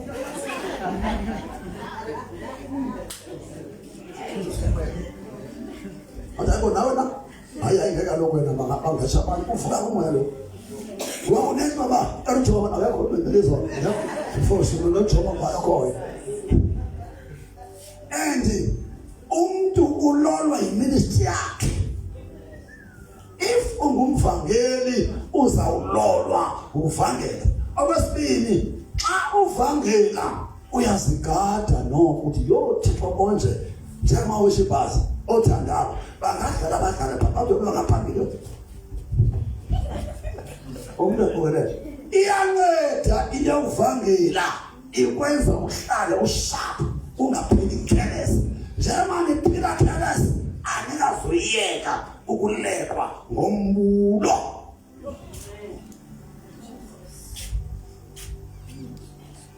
Yabona umbulo anodli ngiyakhuphula.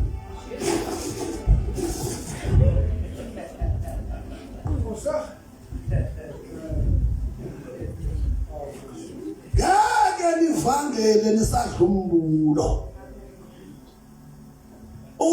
Umtholo. Oh no. Are you sure now? God has condemned inifundisile ba isono man. Don't condemn yourself. The moment you confess your sin and repent, bayeka abantu vangela. The more vangela uyaqina ukuzwa imimoya emjongani akekho umuntu oshimana ubungcwele ongalekwa ngesex. If uke washuma leholiness isono sokuqala ulekwa ngamankazana if uyindoda ngamadoda if azenkozo kufuneka uhlaziswe igospel. Yazini lokho asizungabushumayeli sawuleka uba siyawa please vuka kuba into rabukuwa besakhona ungavuki umntwana ndifuza ma vuka amathekisi uPaul ngenxa wayewile pha uthi hey ubuye kuba uthi Paul suwa bana waxeleka umsangisi omkhulu hiwa vuka kuba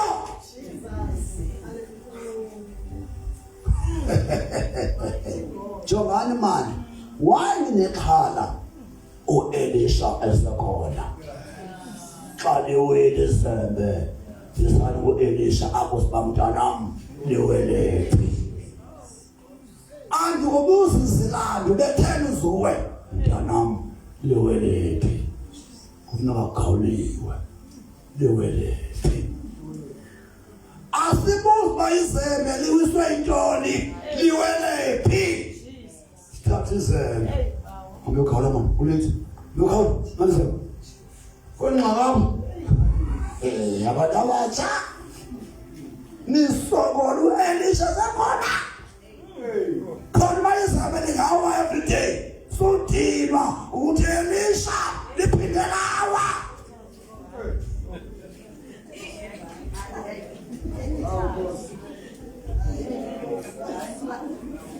ukhawula mntana ngoba 2 days liphindelawa ya Elisha sifuna ukhawule ihlathi likhulu libe lokulala nje usiyela ngomsebenzi.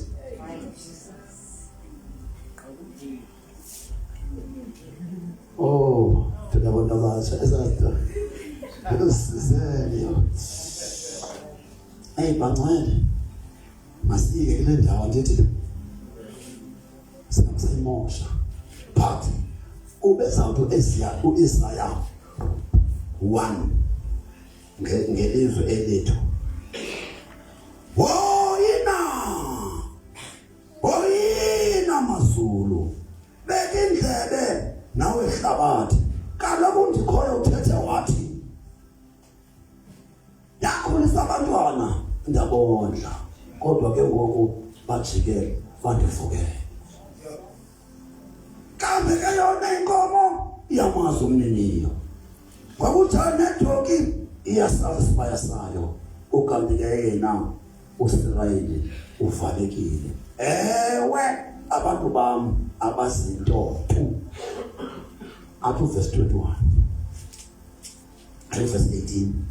Ewe undikhoyo uthi izani kesithethathethana noma sewudobheke wankone sisono mna ngokuhlambulula usho ubemsulwa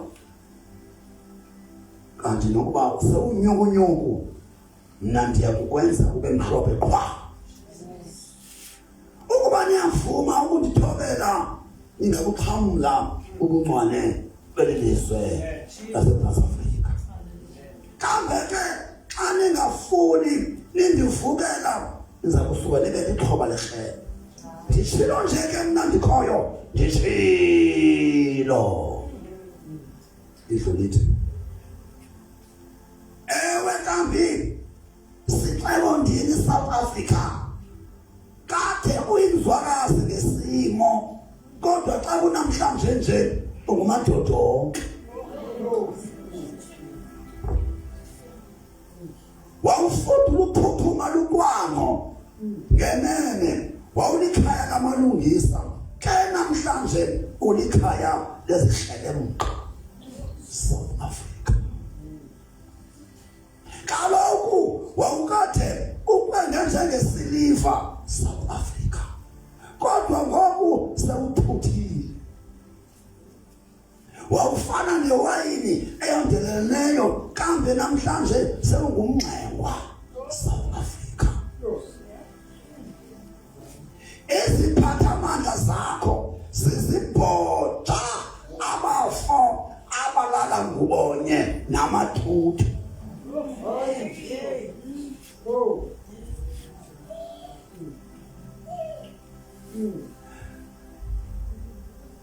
Bathwangekile ukufuna izipho nezitengo. Abazikedama abanaxesha labo kanti nabahlolokazi abazidubi ngabo. Ngoko ke nanku umlomo kandikhoyo nditsho ndikhoyo uSomandla onke ingangalala kaSirayeli uthi ngoku ndiza kukhe ndiphumule kwiintshaba zabo. Ewe kaloku ndiza kuziphindezela. Ngoku ndiza kuthatha amanyathelo aqatha ndiza kunikhama njengefaduko. Hayi kutsho mna akho hayi kwifaduka kanti uba ndizawukhanywa njengefaduka. Ndiza kunikhama ndiliqwenge awukwesinyithi. Ndiza kubukhupha buphele tu ububi kuni. Kaloku ndiyakunibuyisela abalawuli njengantlandlolo ndinimisele izithwalandwe njengamandulo. Kuyakwandula ke kuthiwe ungunobulungisa ngenene ube ngunontembeko. It is after the collapse of these laws. In fact, this new thing, verse 26, this new thing. I-auto order emzantsi izophela kuqale a new order verse 26. Mamela ngithi yona. Kaloku ndiyakunibuyisela restoration. Abalawuli njengantlandlolo nizobeva ngomso abalawuli. Introduction ye-tomorrow's message. Dinishela ntoni iquestion emnandi. This is the product or the end result of this government. After this, there comes verse 26.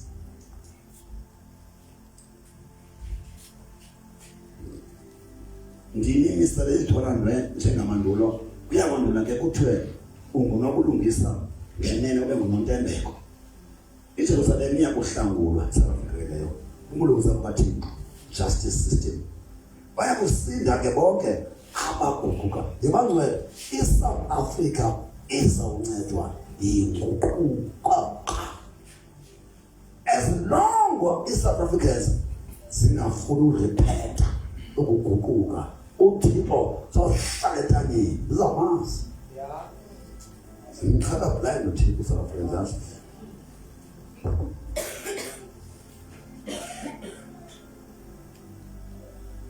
Imake bayakusinda ke bonke abaguqukayo kambe ke bayakuchabalala bonke abavukela imbuso owuphi luzayo. Awu lento ka-Africa back to God lo motha nje uyivukile uyivukele woe unto you. Amen. If you want to guillotine yourself ilona lento. If you want to die young, if you want to die early, ilwa no Africa back to God. You die young. Akadlala uthonga lento wathi kungigugula. Wayiphigama wathi igugula olwa nayo is either ahaqe or afe. Oh yes. The flood, the great flood igugula. Iqalile igugula mthatha. Oh yes. Siyagugula. Oh yes. Siyagugula. Oh yes. Siyagugula. Hey, unethamsana igugula iqale kuwe. Into zonke ihlabathi. iContinent. Ilizwe. Iqale ngawo. We are so fortunate. Baninzi abantu abazothi akwaba sasikhona at this inception.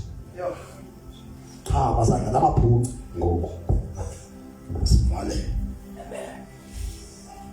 Ngoko ke.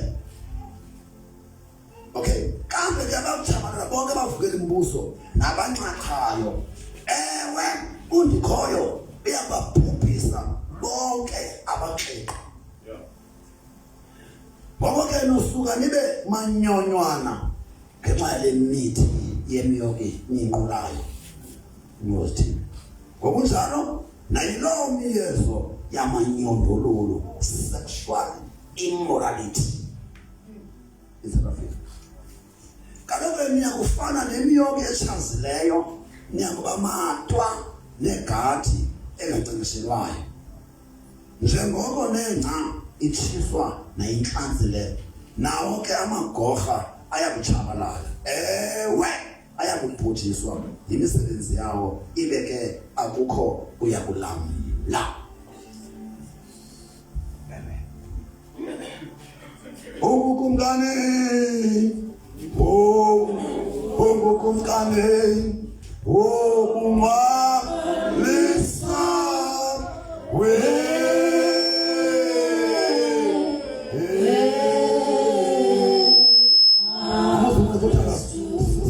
siyafala kanwani sina uthatha umuntu asibeleko yabo xa kunje makuthandaze umfundisi wesibeleko safuneka abantu abalilayo abane-chronics iqalile lento ayibuye umva ungukumkani ungukumkani umalisa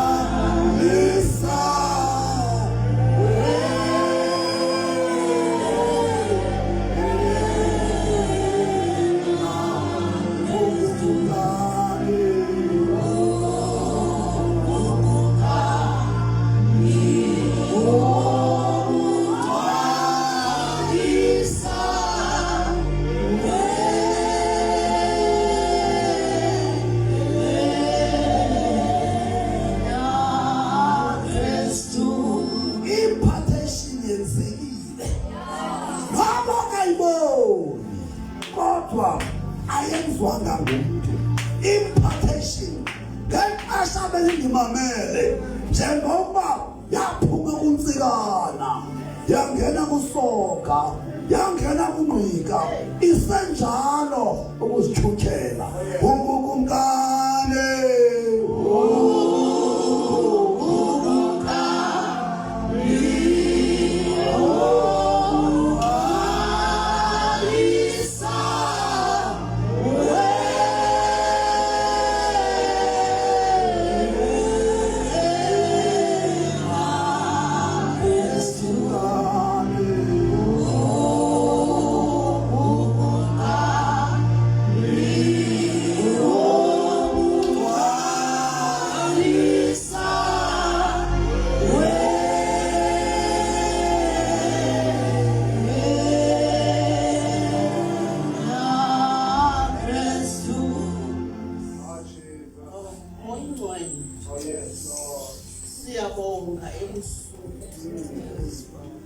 Siyabonga mdala wensuku.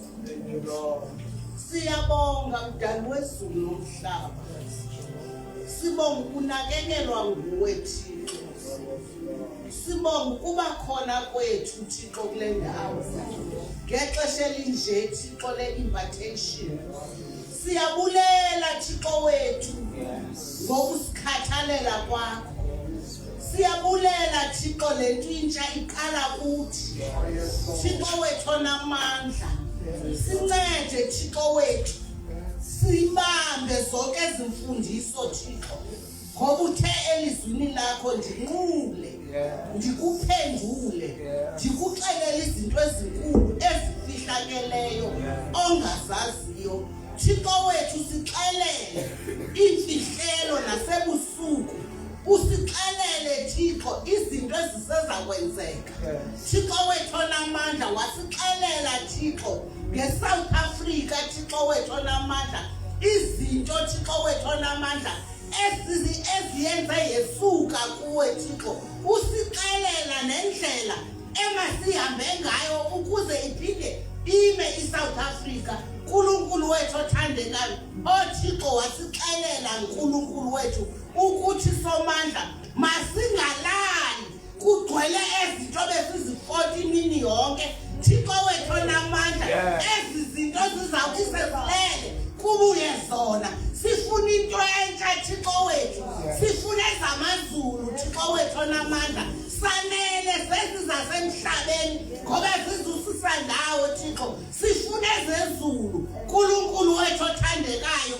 Siyabonga somandla ebusuku umoya wethu ugcwele ukubonga. Umoya wethu uyakudumisa. Umoya wethu uthi Ebeneza Thixo wethu uhambe nathi Thixo wethu kwaze kwayile mini Nkulunkulu wethu. Sincede Thixo wethu uba sikhumbula Thixo izinto zithethileyo masingaze siphinde sibuye umva. Masibheke phambili Thixo. Masihlale Thixo wethu sicamanga ngemiyalelo yakho Nkulunkulu wethu othandekayo. Siyabonga moyingcwele ungasishiyi. Moyingcwele ungasishiyi. Sicela wena Thixo wethu ungasishiyi ngexesha elinje Thixo. Ngexesha sibonayo ukuthi Thixo simele ukuba sibhukulele phezulu. Simele ukuba siyancwina kuwe Thixo. Simele ukuba sikhala kuwe Thixo wethu onamandla ukuze uncede iSouth Africa.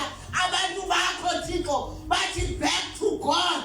Abantu bakho Thixo babuyele kuwe Nkulunkulu wethu. Balinde thina Thixo ilizwe lisilingile.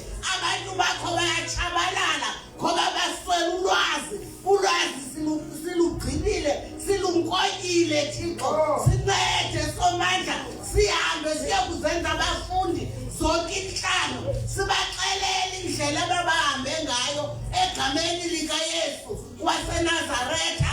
Sibonge kakhulu Thixo. Siyabonga ebusuku.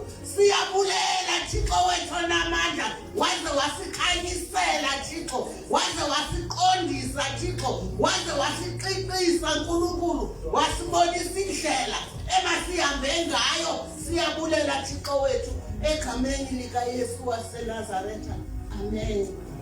Bantu ngicela uke nawe uphasela mama. Ikhona into oyifumeneyo nawe bulela.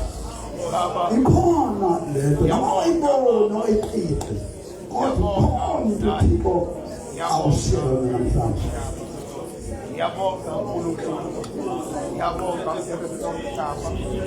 Ngiyabonga umsebenzi womhlaba. Ngiyabonga